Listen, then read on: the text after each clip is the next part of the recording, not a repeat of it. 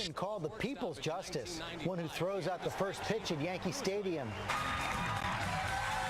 Hangs out on The View. Call me Sonia.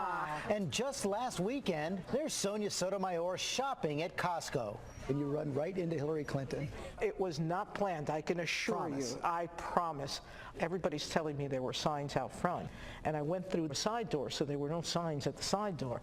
Hence, I didn't know.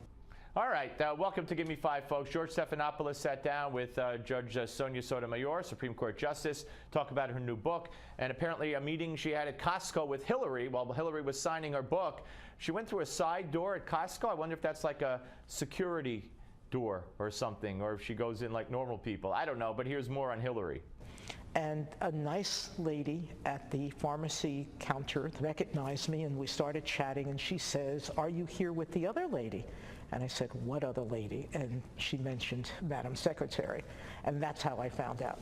All right, so that's the Hillary deal. Now, as far as you know, going back and forth with her fellow justices, some of my colleagues have a more pugnacious writing style than others. Justice Scalia? Well, no, I've got. We've got others too. And it can be fun sometimes to spar. Yeah, I could imagine it would be fun to spar. Here's more from Sotomayor. But what does qualifications mean in an academic setting? A place like Princeton could fill their entire beginning freshman class with students who have scored perfectly on undergraduate metrics. They don't do it because it would not make for a diverse class on the metrics that they think are important for success in life. All right, she's talking about the affirmative action case, the recent decision, which she was in the minority on. She still thinks affirmative action is important, and talking about Princeton, I'll assume she's accurate. I really don't know what the qualifications to get into Princeton are, but what you should do is take those who are most qualified. And yes, academic qualifications make you the most qualified, in my view. Not ethnicity, not where you grew up, because let's face it, when they talk about diversity, liberals, they mean color, okay, gender, race, ethnicity. They don't mean diversity of ideas, otherwise they'd have quotas for professors, because those are the ones putting forth the ideas. You know what's going on college campuses all over the place. Now, a woman president? We talked about the difference a woman justice makes. Do you think a woman president would make a big difference? Oh, probably at least in some little girl's perceptions of herself. And that's important enough. And you've seen that as a justice? I've seen it as a justice. I can't tell you the letters I've gotten from children talking about the impression that having me on the court has made on them. All right. Very important to have little girls believe they could be president. So let's just elect a woman president. Doesn't matter really who it is, as long as she's a woman.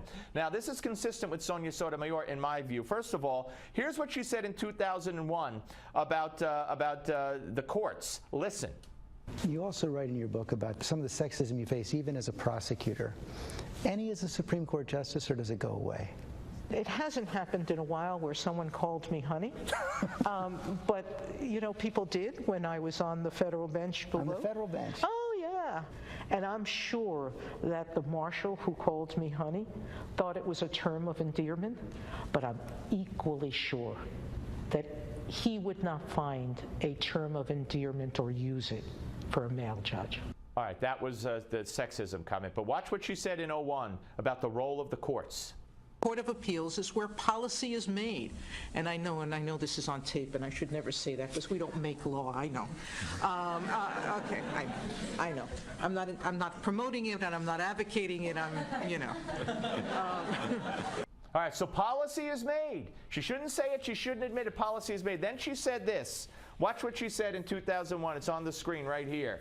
I would hope that a wise Latina woman with the richness of her experience would more often than not reach a better conclusion as a judge than a white male who hasn't lived that life. To me, that is one of the most racist statements I've ever seen. I said it when I first became aware of it, and I'll say it now. What do you think? On the Steve Malzberg Show.